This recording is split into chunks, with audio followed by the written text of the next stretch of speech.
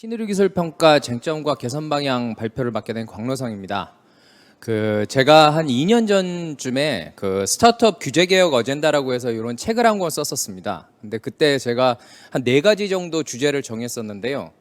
우연찮게 이제 그 중에 3가지 주제, 아까 이제 규제 샌드박스 얘기도 나왔었고, 화학물질 안전 규제도 있고, 그 다음에 지금 말씀드릴 이 바이오헬스 쪽 규제까지 해서 한 3가지 정도가 있습니다. 그래서 모처럼 이렇게 딱 핵심되는 주제를 잘 잡은 이런 세미나는 사실 제가 처음 봤고요. 그래서 그런 부분에 대해서 참 이렇게 요번에 와서 이렇게 말씀을 할 수 있는 기회를 주셔서 감사하다는 말씀을 드리고요. 그리고 원래 제 전공은 식품 분야에서 리스크 애널리시스입니다. 그래서 이 안전 문제를 어떻게 할 것이냐라고 하는 부분인데요. 앞서서 이제 화학물질 관련해서도 얘기가 나왔었는데, 여러분 유해성하고 위해성의 차이 아십니까? 영어로는 해자드하고 리스크거든요. 근데 그게 사실 우리나라에서는 거의 앞에 유해성에 초점을 둬서 이야기를 많이 합니다. 앞서서 이제 토론도 거의 다 유해성 중심으로 해서 얘기가 됐었거든요. 그래서 뭐 만성이냐 급성이냐 이런 얘기를 했었는데, 선진국에서는 그렇게 얘기하지 않습니다. 선진국에서는 해자드가 아니고 리스크 중심으로 해서 관리를 합니다. 그래서 리스크는 어떤 부분에서 차이가 있냐면, 아무리 위험한 거라도 발생할 가능성이 없으면, 아니면 우리가 거의 노출되지 않으면 걔는 신경 쓰지 않아도 되는 겁니다. 반면에 이게 해가 좀 적다고 하더라도 이게 우리가 노출이 많이 되면 우리에게 굉장히 큰 영향을 미치는 그런 거라고 보시면 됩니다. 제가 발표할 게 신의료기술 평가인데 왜 그거를 지금 쭉 앞서서 말씀을 드리냐면, 거기에서 문제가 됐었던 그런 부분이 여기에서도 똑같이 나옵니다. 사실 우리나라에서 이 위해성 평가 관련해 가지고 할 수 있는 기관은, 지금 하고 있는 기관은 식약처밖에 없어요. 아까 이제 화학물질 안전 규제 관련해서 거기 쭉 이런 뭐 정보 통합 이야기 나오는데, 거기서 사실 식약처가 빠져 있더라고요. 근데 거기서 원래 주로 하고 있고, 환경부는 사실 위해성 평가에 기반해서 지금 정책을 하고 있지는 못합니다. 그러니까 제가 그걸 말씀드리는 거는 지금 현재 우리나라의 전반적인 상황이 그렇다고 하는 거, 그리고 그런 관점에서 이 신의료기술 평가 이 부분을 들어주시면 조금 더 이해하기 쉬울 것 같아서 말씀을 드렸습니다.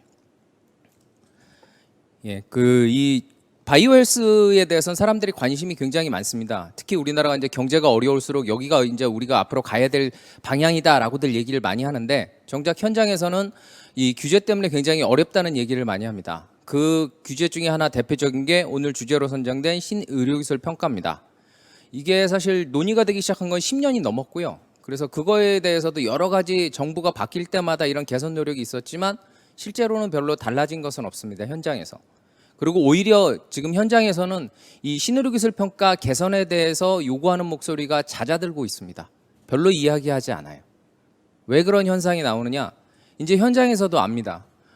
우리가 여기서 새로운 의료기술과 관련되는 의료기기나 이런 거를 개발하면 국내에서는 성공할 수 없다라고 하는 걸 알아요. 그래서 그런 게 있으면 이 눈치가 빠른 그런 스타트업 같은 경우엔 아예 외국으로 나갑니다. 아니면 국내에서 만일 하고 싶으면 그러니까 새로운 거 말고 기존에 할 수 있는 그런 거에 맞춰서 이렇게 합니다. 우선 현황 및 문제점에 대해서 간단하게 말씀을 드리도록 하겠습니다. 이게 슬라이드 내용이 좀 있어서 핵심 중심으로 해서 간단하게 쭉쭉 짚고 넘어가도록 하겠습니다. 잘 아시는 것처럼 새로운 의료기기나 의약품은 식약처의 허가를 받아야 됩니다. 근데 새로운 의료기술, 의료기기를 사용해서 의사가 활동을 할 때는 그거에 대해서 심평원이나 보건의료연구원을 통과를 해야 됩니다. 그래서 우리나라는 이렇게 2단계로 돼 있고요. 근데 이 신의료기술 평가가 우리 산업계에는 가장 큰 장애물로 작용을 합니다. 왜냐하면 이게 전 세계에서 사전 규제로 해서는 우리나라밖에는 하고 있지 않은 제도입니다. 그렇다 보니까 다른 나라들 같은 경우에는 병원에 진출을 해서 거기에서 여러 가지 데이터를 얻고, 그 다음에 그거를 바탕으로 뭐 국내에 이렇게 신청을 하든지, 아니면 사실 국내 시장은 크지 않기 때문에 굳이 그렇게 또 나가려고 하지도 않습니다. 이제 그런 상황이라고 한다면 우리 스타트업 같은 경우에, 우리 기업 같은 경우에는 국내에서는 할 수가 없어요. 왜냐하면 이거를 병원에 가서 임상 데이터를 얻어야 되는데, 많은 임상 데이터를 얻어야 되는데 그만큼 할 자본을 가지고 있지는 못하거든요. 그렇다고 해외로 나가자니, 해외에 나가면 너네 나라에서도 못하는 거를 왜 우리나라에 가지고 와서 하냐라는 얘기를 합니다. 물론 그럼에도 불구하고 최근에는 공격적으로 나갑니다. 그리고 환자들도 사실은 피해자라고 볼 수 있습니다. 왜냐하면 국내에서는 할 수 없는 그런 의료 기술들이 있거든요. 그러면 그런 거를 위해서 해외로 나갑니다.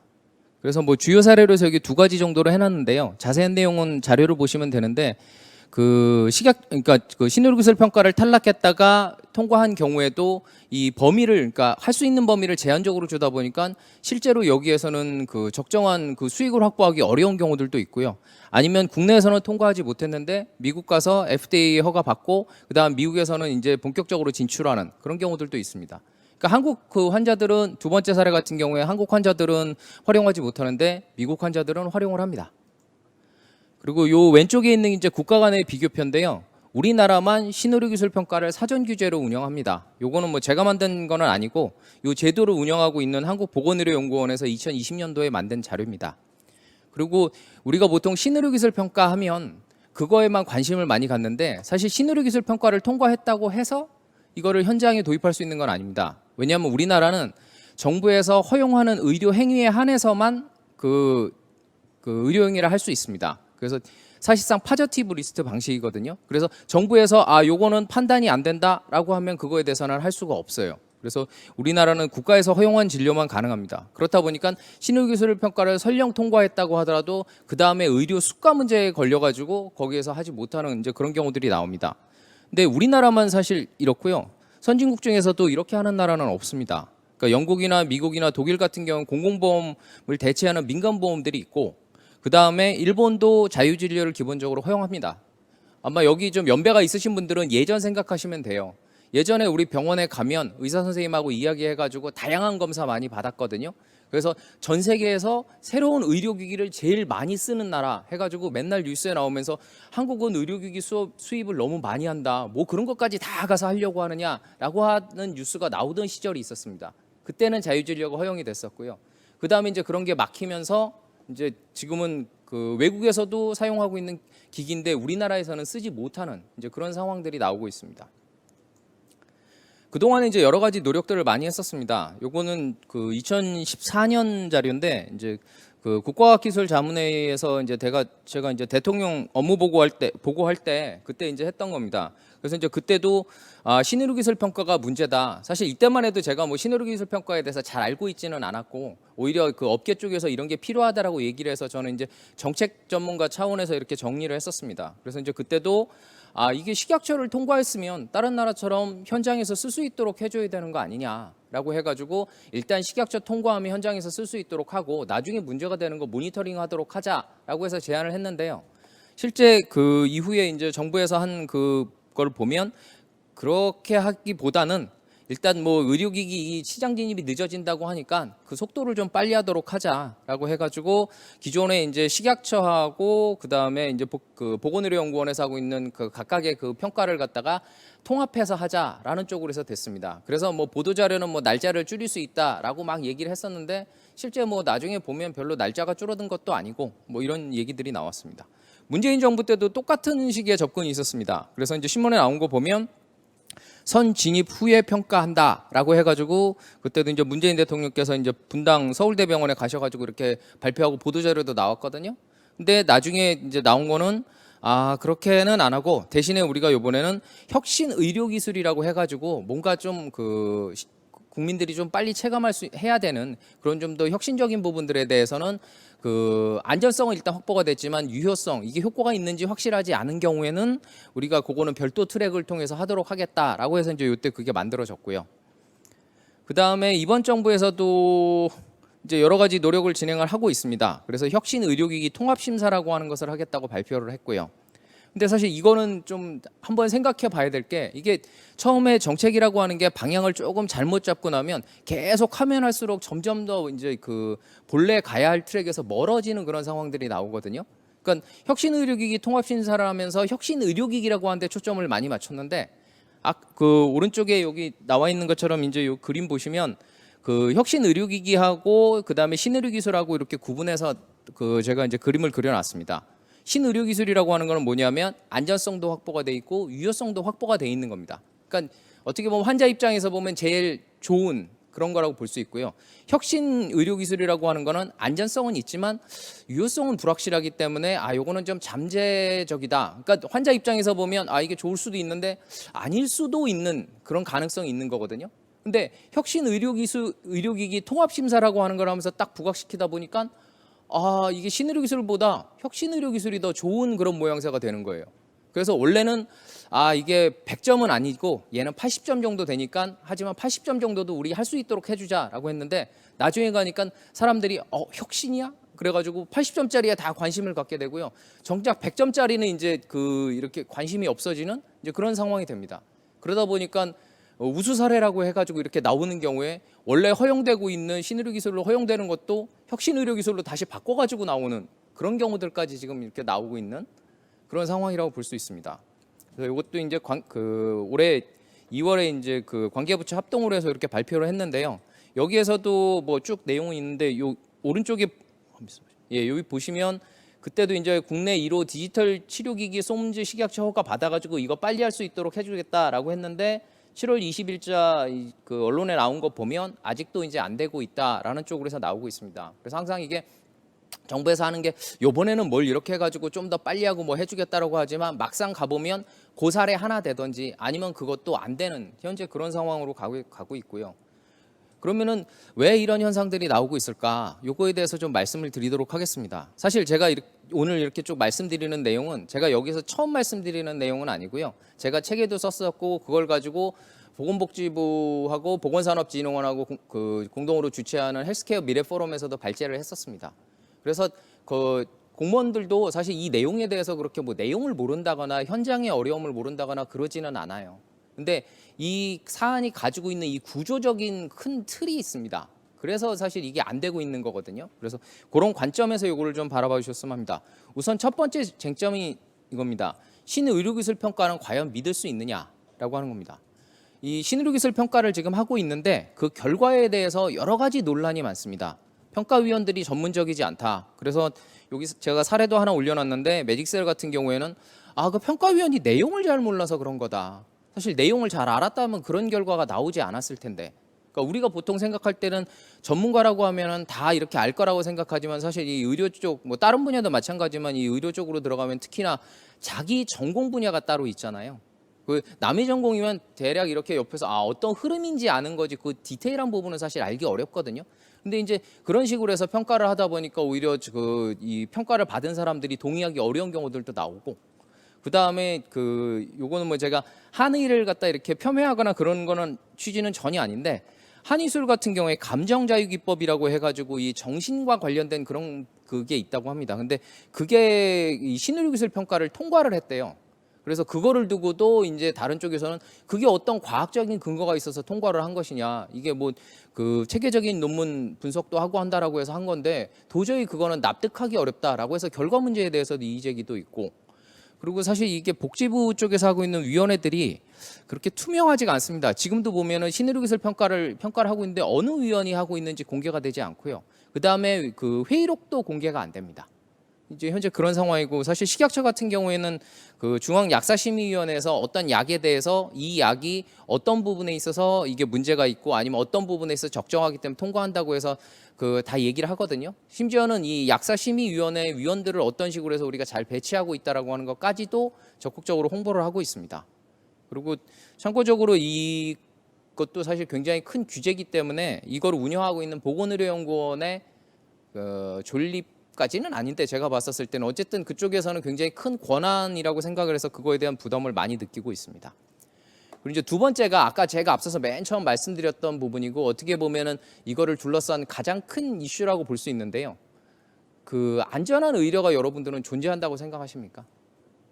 그러니까 되게 여기 지금 의료라고 하는 거는 기본적으로 우리가 뭐 진단하고 약 처방하는 부분도 있지만 수술과 같이 직접 칼을 대는 경우들이 있거든요. 그러면 그런 의료 수술에 있어서 사실 기술이 어떤 기술을 쓰느냐, 어떤 방법을 쓰느냐라고 하는 부분도 있지만, 어떤 의사 선생님이 얼마나 경험이 많은 분이 하느냐도 달려 있습니다. 그래서 심장 수술을 한다고 했었을 때 경험이 없는 막 지금 인턴 끝난 사람이 하는 것과 20년 동안 심장 수술을 했던 사람이 하는 것과는 그 위험 부담의 차이는 굉장히 크거든요. 그러면 사실 기술보다 사람이 더 중요하고, 그렇기 때문에 사실 의사에게는 이런 라이센스를 부여하고 다 이런 거를 하잖아요. 근데 과연 그런 부분들이 고려가 될까?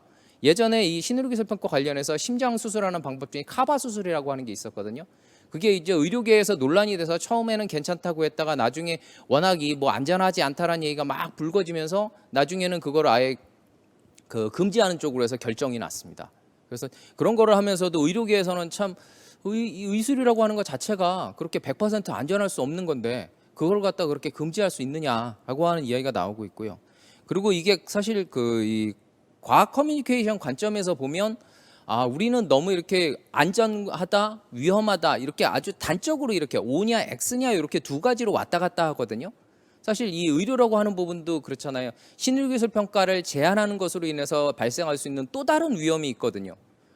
그 기술을 활용해 가지고 치료를 받아야 되는 사람은 치료를 받지 못하기 때문에 또 다른 위험이 발생할 수 있는데 그런 거는 생각하지 않아요.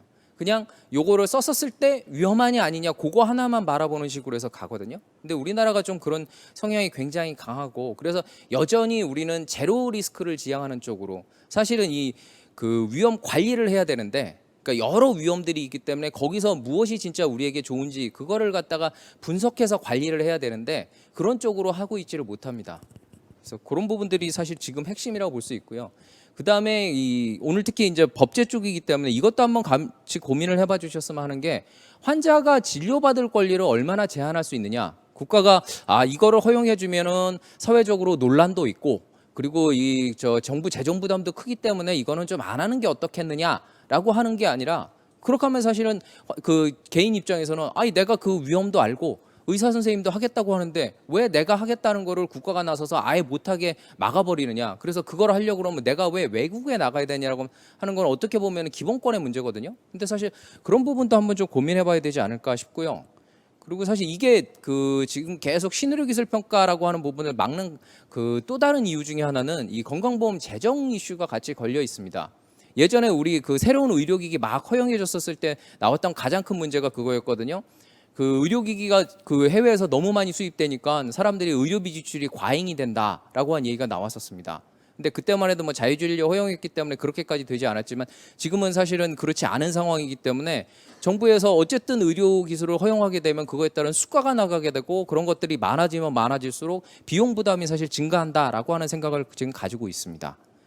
그리고 이렇게 된 배경에는 이 건강보험 보장률이라고 하는 개념이 있습니다. 그래서 우리가 보통 가면 치료를 받았을 때 건강보험으로 해서 한 70%는 보장을 받아야 된다라고 해가지고 이게 대선 때마다 공약이 되거든요. 왜냐하면 사람들한테 당신을 위해 더 좋게 하겠다라고 하는 거를 갖다가 이렇게 이 대선 후보가 얘기하려고 할 때 뭐 복잡한 거 얘기하기 어렵잖아요. 그냥 여러분들 병원에 가서 낼 돈 줄여드리겠습니다. 딱 그러면은 그것처럼 이렇게 확실한 이 멘트가 없거든요. 근데 그렇게 해서 막 하다 보니까 이렇게 돈 나갈 부분들은 다 막아버리는 거예요. 그래서 새로운 의료기술 쓰면 돈 더 들어가잖아요.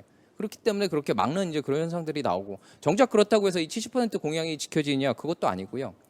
그리고 이 의료 민영화라고 하는 부분도 계속 이야기가 됩니다. 그러니까 자유진료라고 하는 부분을 허용해 주면 결국에는 그게 의사들이 돈 많이 버는 거 아니냐 이런 식으로 사실 생각들을 많이 하고 있고 사실 우리나라 같은 경우에는 여기 왼쪽에 표해 있는 것처럼 전 세계에서 이 병상수 기준으로 해서 공공의료 비중이 가장 낮은 나라입니다. 근데 실제로 운영은 가장 공공성을 높이는 쪽으로 해서 이렇게 하고 있어요. 그러다 보니까 결과적으로는 어떻게 지금 가고 있느냐? 필수 의료가 무너지는 상황까지 가고 있죠. 그래서 앰뷸런스가 다니면서 환자를 갖다가 이렇게 제대로 하지 못하는 그리고 소아과가 점점 사라지는 그래서 다 피부 미용하는 쪽으로 가고 있는 그런 상황으로 가고 있습니다. 그래서 개선 방안을 좀 말씀을 드리면 사실 개선 방안은 간단합니다. 그래서 신의료 기술을 선호용 후 규제하는 쪽으로 가야 되고요. 이게 새로운 그거는 아니고 외국처럼 하면 됩니다. 그리고 이걸 할 때 가장 기본이 되는 거는 너무 이렇게 조그만 위험도 다 이렇게 피하려고 하기보다는 그거를 안 했었을 때 발생할 수 있는 또 다른 위험을 생각해야 되고요. 그렇기 때문에 제로 리스크가 아니라 리스크 어널리시스 관점에서 들어가야 된다라고 하는 겁니다. 요건 아까 앞서 말씀드린 것처럼 화학물질 안전 규제도 마찬가지입니다. 화학물질 안 쓰는 게 좋은 게 아니라 그거를 쓰면서 어떻게 우리가 더 우리 삶을 윤택하고 더 안전하게 할 것이냐 그런 쪽으로 해서 사실은 가야 되고 그다음에 환자의 관점에서 좀 정책을 바라봐야 되지 않을까 그런 사실 생각이 들고요. 그다음에 건강보험 패러다임도 다시 한번 생각을 해볼 필요가 있습니다. 왜냐하면 여러분들이 지금 보험 관련해서는 연금 얘기 많이 나오잖아요. 그러니까 연금 쪽이 이렇게 많이 문제가 될 거다, 재정이 문제가 된다라고 하는데 사실 그거보다 더 급한 게 지금 건강보험 재정이고요. 그리고 이런 거를 줄이려고 하면 새로운 혁신들이 많이 일어나야 됩니다. 그래서 비용을 낮추는 노력을 해야 되거든요. 그러면 처음에는 비용이 더 들어갈지 모르지만 나중에는 그걸 통해서 비용을 획기적으로 낮출 수 있는 그런 방안을 좀 만드는 그런 노력이 필요하지 않을까 싶습니다. 예, 이상으로 제가 준비한 말씀 마치도록 하겠습니다. 감사합니다. 예, 고맙습니다. 예, 강승순 교수님, 예, 신의료기술 평가 쟁점과 개선 방향에 관련된 발표 잘 들었습니다. 그러면 이어서 토론자 세 분을 모시고 예, 토론 진행하도록 하겠습니다. 토론 맡으신 세 분과 발표하신 분들께서는 앞으로 나와 주시기 바랍니다. 예.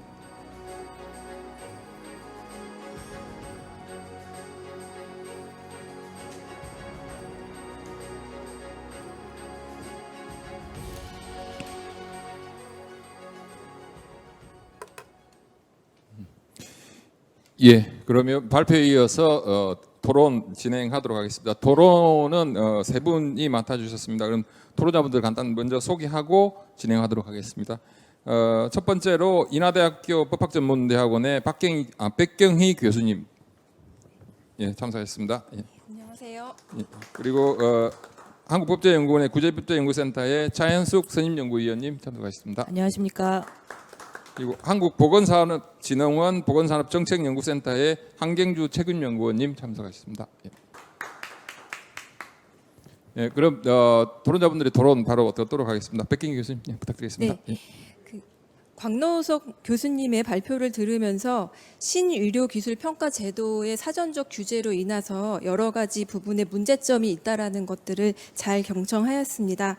사실 신의료기술평가제도는 2007년도에 의료법에서 도입이 되었는데요. 이 제도 자체가 과연 잘못된 제도인지 여부에 대해서는 먼저 생각을 할 필요가 있습니다.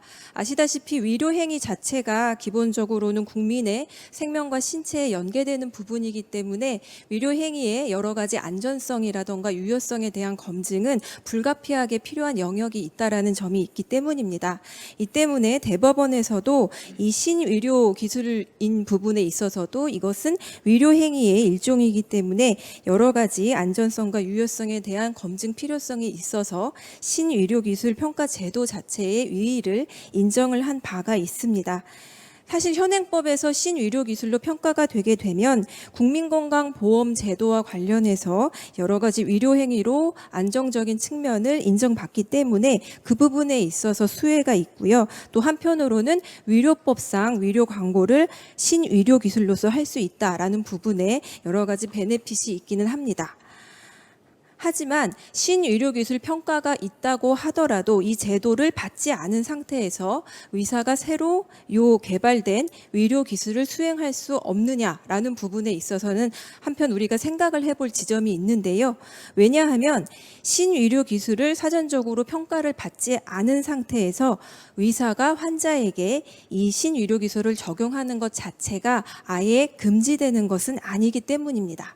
실제 우리나라 대법원 사안에서도 소위 눈 미백 수술이라는 신의료 기술이 제도적인 평가를 받지 아니한 채 환자에게 시행이 됐던 적이 있었고, 다만 신의료 기술인 그 눈 미백 수술이 여러 가지 위험이 발생을 해서 환자에게 후유 장애를 남겼기 때문에 이 부분이 의료 과실 소송으로, 한편으로는 또 이 보건복지부와 관련해 가지고 추후에 이 신의료 기술을 시행 중단 명령까지 하게 되는 양쪽의 그 사태로 발전이 됐던 케이스가 실제 있었습니다.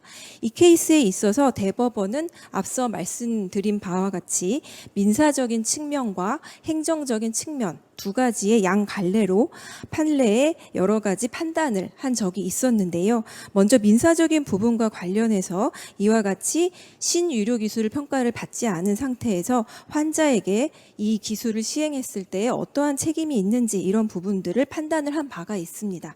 특히 환자의 자기 결정권과 관련된 설명 의무의 측면을 굉장히 강조하면서 해당하는 부분들을 이야기를 했는데요. 관련된 내용을 제가 말씀을 드리자면 뭐냐면 대법원은 이와 같이 이야기를 했습니다. 이 시술 당시에 눈 미백 수술의 안전성과 유효성에 관하여 의학계의 임상 경험에 기초한 합의가 없었다라는 부분을 인정을 했고요. 그렇기 때문에 이것은 임상 시험 단계에 있는 수술이었다. 따라서 이 의사로서는 환자들에게 통상의 신체 침해 위료 행위에서 요구되는 수준의 일반적인 설명뿐만 아니라 이것에 더해서 이 시술이 아직 임상적 자료에 의해서 안전성과 유효성이 확립되어 있지 아니한 위료 행위라는 부분까지 설명을 해야 될 의무가 있다. 이런 식으로 판단을 했습니다. 따라서 그와 같은 구체적인 설명을 하지 아니한 채 시술에 들어가서 환자에게 여러 가지 장애를 남겼다면 이 부분은 손해배상을 부담해야 한다라는 식으로 이야기를 한 바가 있습니다. 그리고 이와 같이 환자들에게 여러 가지 위험이 발생을 하자 보건복지부 장관이 눈 미백 수술에 대해서 시행 중단 명령을 사후적으로 내리게 됩니다. 그리고 그 과정에서 이 신의료기술평가위원회의 점검을 받게 되는데요. 이 신의료기술평가와 관련해서는 부적절했기 때문에 문제가 있는 안전성과 유효성에 있어서 문제가 있는 시술이라는 평가를 받아서 결국은 이 신의료기술이 시행 중단 명령에 이르게 됐던 케이스입니다. 그래서 이 신의료기술에 대한 시행 중단 명령도 역시 타당했다, 전문성을 갖추었다라는 부분으로 그 신의료기술평가위원회의 심의를 판단을 했던 대법원의 구체적인 사안이 있기도 했었습니다. 그래서 최종적으로 제가 말씀을 드리고 싶은 부분은 사실 현행법 체제 내에서 신의료기술평가와 관련된 사전적인 규제가 있기는 하지만 그렇다고 하더라도 이 제도 자체를 하지 않은 상태에서 의사가 신의료기술을 적용하는 그 부분 자체가 완전히 막혀 있는 것은 아니라는 지점입니다. 그래서 어떻게 보면 이런 부분은 광노성 교수님께서 말씀하셨던 일단 시행을 하고 사후에 규제하는 부분들의 트랙이 우리나라의 법제 하에서도 가능한 측면이 없지 않아 있다라는 부분들로 이해가 되기도 합니다. 그래서 제가 마지막으로 질문을 드리고 싶은 부분은 이렇게 접점이 있는 지점이 있는데 그 광노성 교수님께서 말씀을 하시는 그 사전 규제로 전환하게 되었을 때에는 어떻게 제도가 이루어져야 되는지, 특히 시행 중단 명령이나 이런 부분들과 관련해서는 어떻게 제도를 봐야 하는지 이 부분에 대해서 질문을 드리고 싶습니다. 예, 이상입니다. 예, 감사합니다. 예, 백경희 교수님 토론 잘 들었습니다. 그럼 바로 이어서 차인숙 선임연구위원의 토론 듣도록 하겠습니다. 부탁드립니다. 네, 안녕하세요. 한국법제연구원에 근무하고 있는 차윤숙이라고 합니다. 오늘 토론을 통해서 굉장히 많은 공부를 할 수 있었고요. 신의료기술 평가에 대해서도 살펴볼 수 있었던 좋은 기회가 됐습니다. 여러 가지 이제 설명을 주셔서 좀 또 많이 또 설명을 들으면서 또 많이 이해를 할 수 있었고요. 근데 신의료기술이라는 것이 도입된 것이 우리 백 교수님 말씀 주셨던 것처럼 안전성과 유효성에 기반을 두고자 하는 것이 가장 크다라고 할 수 있겠습니다. 그래서 이런 신의료기술에 대한 평가 절차를 두고 있는 이유가 거기에 있다고 한다면 우리가 지금 이제 광노성 교수님께서 발표에서 지적하셨던 여러 가지 문제점들이 있습니다. 이제 뭐 신의료기술 평가의 문제점으로 새로운 의료기술의 개발에 어려움을 발생시키고 있다. 이게 좀 절차가 복잡하고 또 장기화되어 있고 환자가 신의료기술에 대해서 선택할 수 있는 선택권을 제한한다라고 하는 것들을 발제문에서 문제점으로 제시를 해주셨고, 이런 문제를 해소하기 위해서 그 기존 정부에서는 여러 가지 노력을 해왔지만 그런 노력들이 이제 기간의 단축으로만 해결 방안을 좀 접근했던 것 같다. 그거 자체가 또 가지는 문제점이 있다라는 말씀을 주셨던 것 같습니다. 뭐 그 이외에 업계에서 지적하는 문제점들을 저도 이제 공부를 하면서 조금 살펴보니까 안전성, 유효성을 평가하기 위한 이 제도가 가지고 있는 문제점으로 건강보험 진입 장벽이 높고 여러 가지 이제 평가를 하는 기준들이 이중잣대로 이제 적용이 되기 때문에 문제가 많다라고 하는 것들 얘기하고 있고, 그래서 뭐 많은 기업들이 최근에 와서는 신의료기술 평가를 포기하고 있다라고 하면서 이제 어떤 이제 기사에서 이제 그런 이야기들을 하고 있습니다. 그래서 최근에 굉장히 많은 숫자가 좀 감소하고 있다. 좀 처음 시작했을 때 2007년 이후에는 좀 증가를 하다가 15년 이후에는 좀 감소하고 있다라고 하는 걸 이제 보여주더라고요. 그래서 이런 것들이 이제 진입을 이제 안전성과 유효성을 사전에 입증하라고 하는 것 자체가 사전 규제가 되어서 의료 현장에 진입을 막고 있다라고 하는 의견들을 업계에서 지적을 하고 있고, 또 의료기술평가위원회 관련해서 이제 우리 발표자이신 교수님께서도 지적해 주셨듯이 전문성 확보의 문제를 또 제언하고 있는 그런 이제 기사들도 있었습니다. 이런 것들을 이제 살펴보았고요. 이런 문제점에 대해서 이제 좀 고민이 필요한 부분이라고 할 때, 이게 정말 이제 이런 신청을 하는 인정 건수가 감소하는 게 평가제도 자체의 문제점 때문인가라는 것을 먼저 고민을 해볼 필요가 있을 것 같고요. 거기에 대해서 제가 좀 고민을 해봤지만 답을 얻지는 못했기 때문에 교수님께 하나 여쭤보고 싶은 부분이고요. 그리고 이제 두 번째는 이제 이런 새로운 의료기기를 통해서 행해지는 의료 행위가 가지는 궁극적인 목적이 인간의 생명을 구한다라고 하는 것에 있다고 하면, 안전성이나 유효성은 그것을 확보한다는 건 무엇보다 중요한 일이 될 것이고, 신의료기술 평가제도의 도입 취지도 여기에 있다고 할 수 있겠습니다. 그럼 이제 새로운 의료기술의 발전을 통해서 추구하고자 하는 목표 자체가 인간의 생명을 연장하고 구하고자 하는 것이라면, 이것에 대한 검증은 필수적인 것이 아닌가라는 생각이 들고요.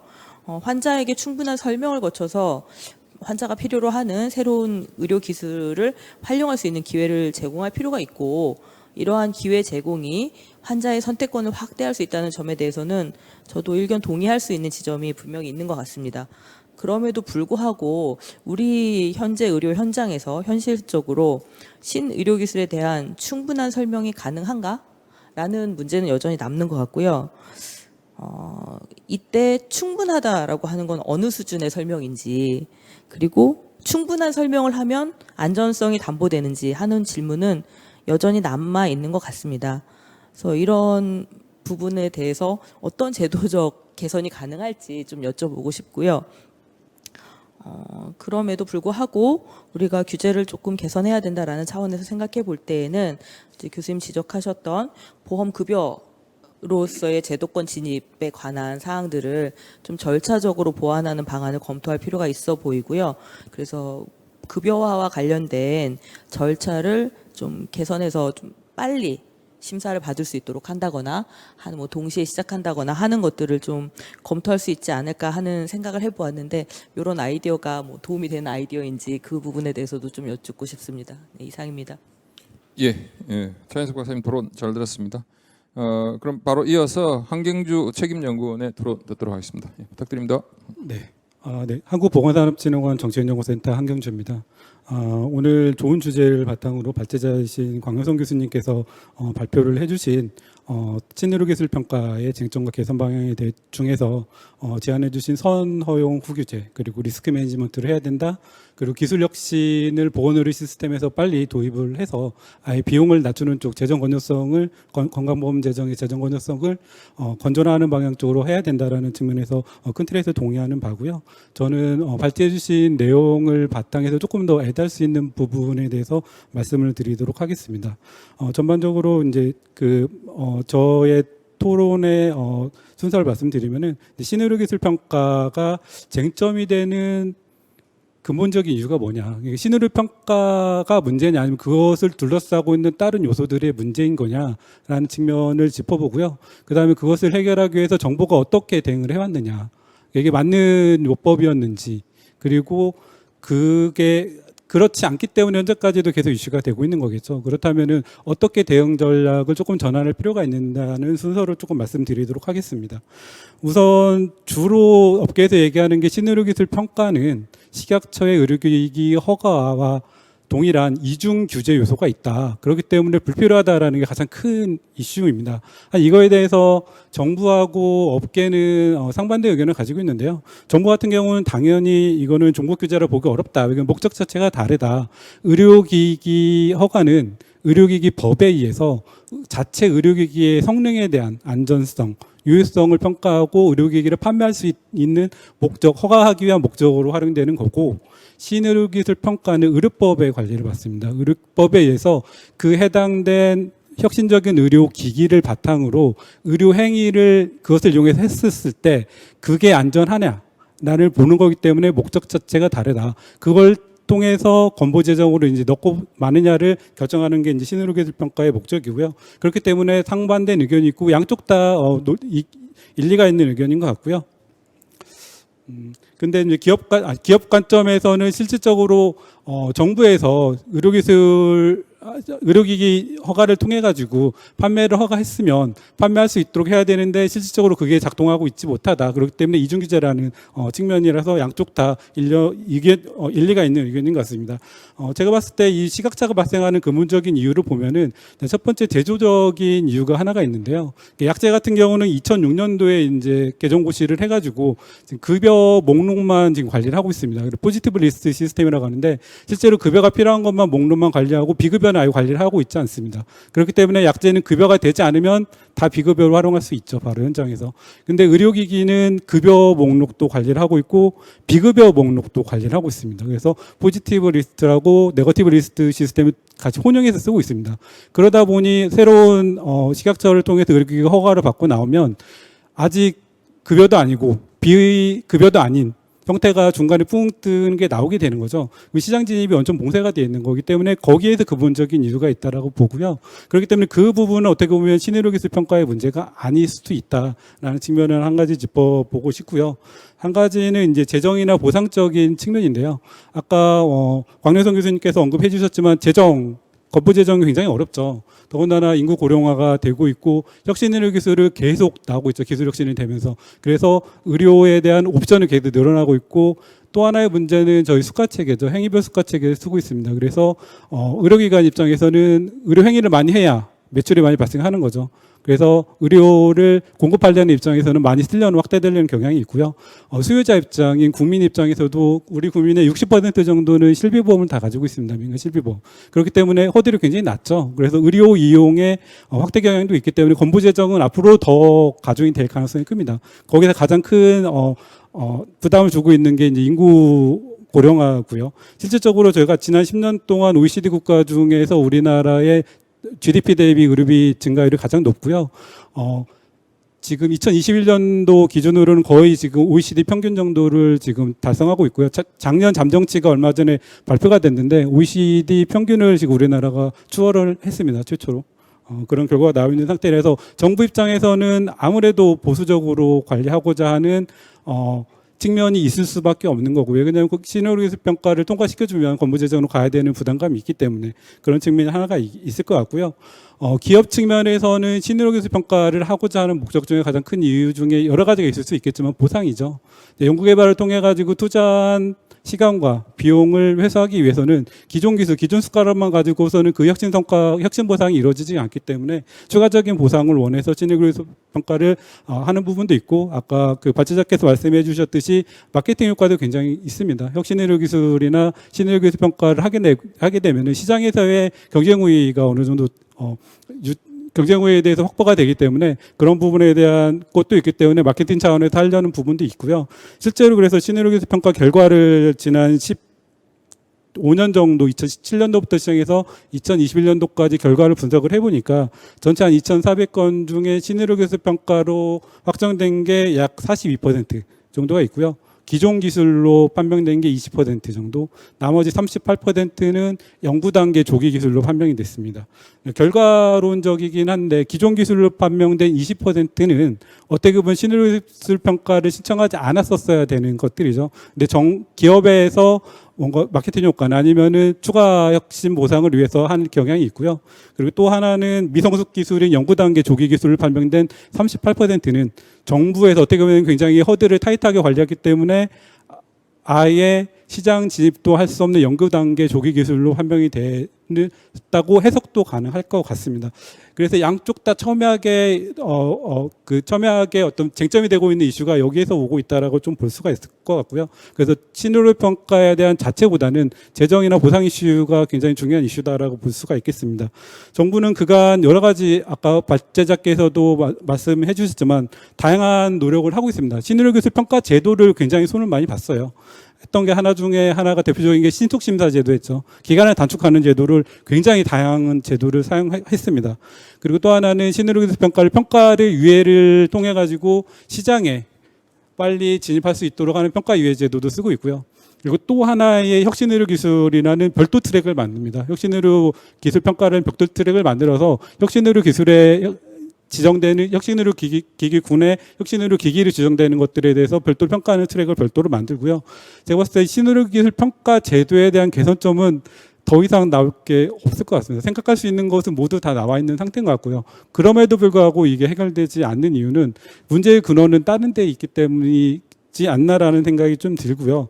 그래서 여기에 대해서 조금 기존에 있던 대응 전략과 다르게 대응해야 될 부분이 아까 언급한 의료기기도 비급여까지 목록화를 관리하는 것보다 약자와 마찬가지로 급여 목록화 관리를 해서 급여로 가든지 아니면 식약처에서 의료기기 허가를 받으면 바로 비급여로 시장에서 진입할 수 있도록 허용해 주는 게 좀 필요하지 않을까라는 측면이 필요하다라는 생각이 들고요. 실질적으로 지난달이죠. 7월 26일 날 건강보험 정책심의위원회가 열렸는데요. 거기에서 디지털 치료기기죠. 이제 아무래도 위험성이 낮은 디지털 치료기기하고 인공지능 의료기기에 한해서는 이런 혁신의료 의료기기에 대해서는 구체적인 사안이 나오진 않았습니다만은 선별급여나 비급여로 바로 기업이 선택해서 시장에 바로 진입할 수 있도록 허용하겠다라는 권정심의 결과가 있었고요. 그래서 실질적으로 어떻게 보면은 하나의 아직 구체적인 안은 나오지는 않았지만 포지티브 리스트 시스템 쪽으로 가는 첫 발은 떼었다라고 볼 수가 있겠습니다.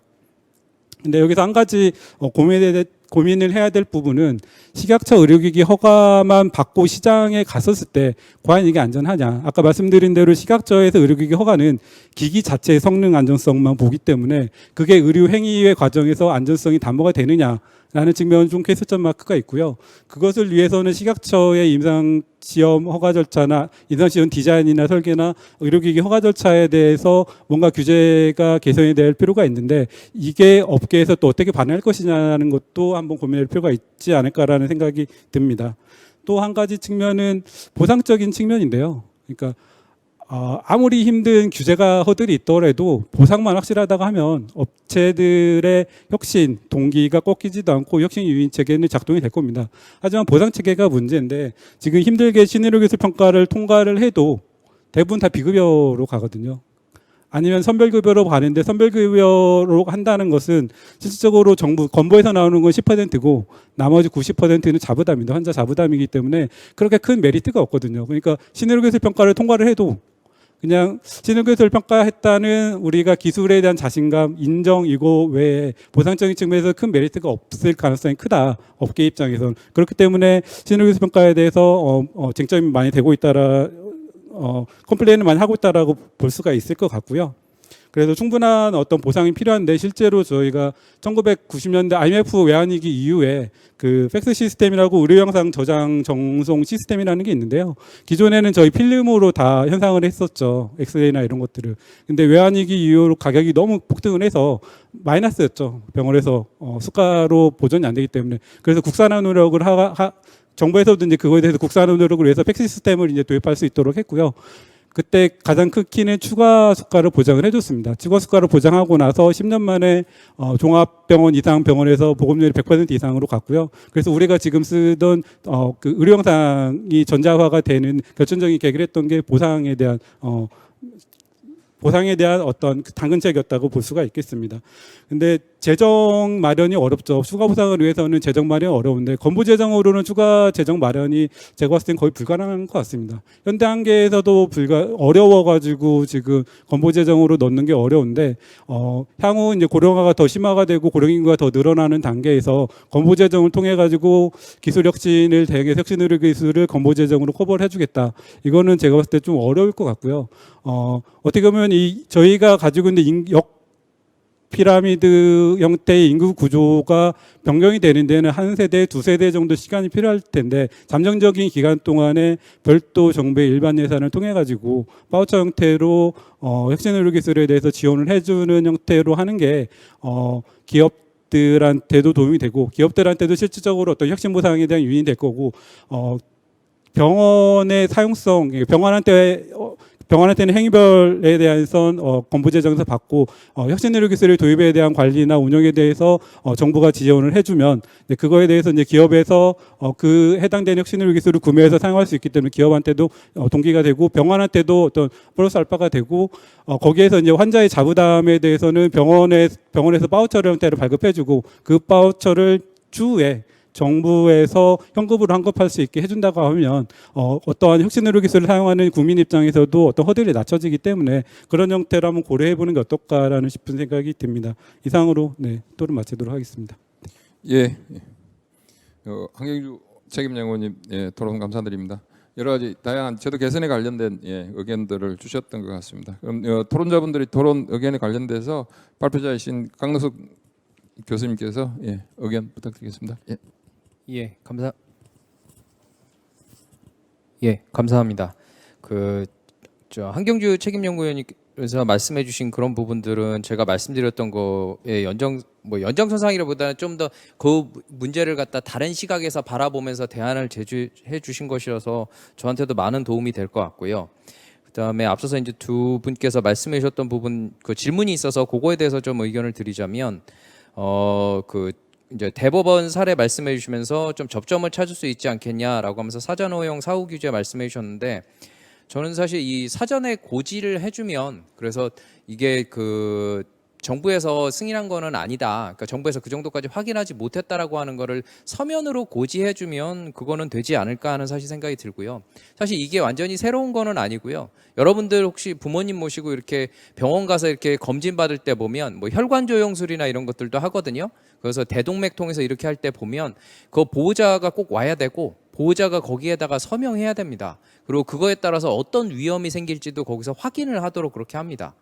그리고 저도 엊그제 건강검진 받으러 갔었는데 이 내시경 하면 내시경도 작은 거는 상관없지만 큰 거를 갖다 자를 때는 반드시 보호자가 와서 하도록 하게 돼 있어요.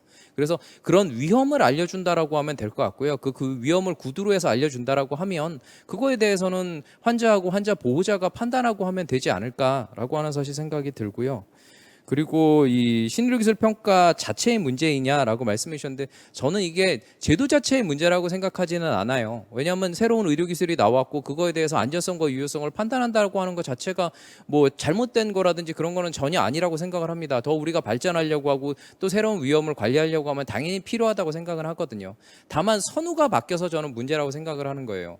이거를 갖다 일단 어느 정도 해보고 그리고 하겠다는 사람들이 먼저 해보고 나서 그 다음에 그 결과를 가지고 평가를 한다라고 하면 데이터도 많기 때문에 사실은 별 문제 없이 이게 되거든요. 근데 그렇게 데이터가 없는 상황에서 데이터를 가져오라고 하니까 그게 안 되는 거라고 저는 봐요. 그래서 이 부분은 선호가 사실 바뀌어서 그런 거다라고 생각을 하고 있고요. 그리고 외국 같은 경우에 보면 그리고 이렇게 다 하지는 않고 거기서 중요한 것들에 대해서 굉장히 깊이 있게 해가지고 그거에 대해서 합니다. 그리고 그 다음에 급여 절차 충분한 설명 부분 말씀해 주셨는데 그거는 아까 말씀드린 것처럼 지금 현재도 의료기관에서 하고 있는 그 정도 수준으로 해서 하면 되지 않을까 싶고요. 그리고 신의료기술이라고 해가지고 이거는 조금 더 관리를 하겠다라고 하면 그 부분에 대해서는 우리가 뭐 데이터베이스에 이렇게 넣어놓고선 그런 것들이 일어났었을 때 어떤 부작용들이 있는지 이런 것들을 정부가 뭐 사후 모니터링 한다라든지 이런 정도만 해도 저는 충분히 관리할 수 있을 거라고 생각합니다. 보통 의약품 같은 경우에도 우리가 사전에 이렇게 충분히 그 안전성 이나 아니면은 유효성 확인했다라고 하지만 나중에 문제가 있을 수 있기 때문에 그 나중에 나오고서도 포스트 서베일런스를 하거든요. 그래서 시장이 출하되고 나서도 그거로 인해서 부작용이 있는 사람들을 또 찾아냅니다. 그래서 정부에도 이제 산하기관을 두고 그런 것들을 하거든요. 의약품 안전관리원 같은 데서 그런 거 하다 보면 또 여러 가지 문제가 있는 그런 경우들이 나옵니다. 그러면 그거에 대해서는 또 그 방식으로 해서 관리를 해야 되는 거거든요. 그게 무섭다고 해가지고 우리가 무조건 안 할 수는 없다라고 하는 거를 좀 말씀을 드리고 그 다음에 급여 절차를 빨리 심사하면은 어떻겠느냐 그런 거에 효과가 있지 않겠냐라고 하는데. 사실 이거는 규제가 가지고 있는 특성이 있는 것 같아요. 그러니까 정부에서 발표하는 대책 중에서 가장 사실은 속기가 쉽지만 나중에 그 가장 작동하지 않는 게 기간 단축하겠다고 하는 거, 빨리 하겠다라고 하는 게 안 됩니다.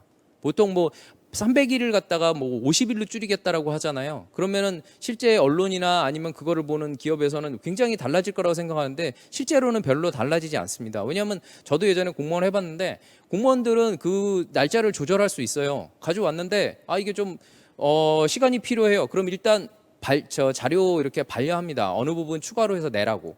그리고 그동안에 고민합니다. 그러면 나중에 날짜를 다 합산해 보면 상당히 많은 기간이 나와요. 그리고 그러면서도 실제 그 법적으로 들어가는 날짜는 사실 조절할 수도 있거든요. 아니면 그거를 뭐 뺀다든지 여러 가지 방법들이 있기 때문에 사실 그거는 실질적으로 작동하지는 않고요. 그리고 앞서서 이제 쭉 말씀해 주셨고 제가 하나만 더 이렇게 그 말씀을 드리자면 아까 이제 그 해자드하고 리스크에 대해서 말씀을 드렸잖아요. 보통 우리가 그 개념을 쉽게 전달할 때 이렇게 얘기합니다. 이 그 차에 그러니까 찻길로 해서 차가 가고 있어요. 이제 사람들은 이제 보행 도로를 통해서 가잖아요. 근데 보행 도로로만 계속 가면 차에 치일 확률은 없습니다. 근데 우리가 그 차에 치일 게 위험하다고 해가지고 길을 그럼 평생 안 건널 거냐? 그렇지는 않거든요. 우리가 필요하면 길을 건너야 돼요. 그럼 길을 건널 때 어떻게 우리가 차에 안 치이면서 안전하게 건널까? 그거를 고민해야 되거든요. 그래서 애들이 어려서 했었을 때 유치원에 갔었을 때도 항상 손을 들고 건너라, 주위를 살펴라, 뭐 아니면 그거를 또 잘하기 위해서 신호등도 두고 이렇게 하잖아요. 그렇게 그 우리가 살면서는 무조건 제로 리스크만 지향하면서 갈 수는 없습니다. 제로 리스크만 지향해서 가다 보면 그 점점 더 모든 거를 안 하게 되고 기존에 하는 것만 하게 됩니다. 그러다 보면 나중에 혁신은 없어지고 점점 더 생활은 오히려 패퇴해지는 그런 결과들이 옵니다. 그래서 그런 부분은 쭉 생각을 해주셨으면 좋겠습니다. 예, 이상입니다. 예, 고맙습니다. 예, 발표와 토론 그리고 답변 잘 들었습니다. 오늘 세 번째 발제였는데요. 신의료기술평가 쟁점과 개선 방향에 관한 발표와 토론 모두 마치도록 하겠습니다. 예, 네 분 수고하셨습니다. 예, 고맙습니다. 예. 그러면 두 번째 발제를 위해서 잠깐 정리하는 시간 갖도록 하겠습니다.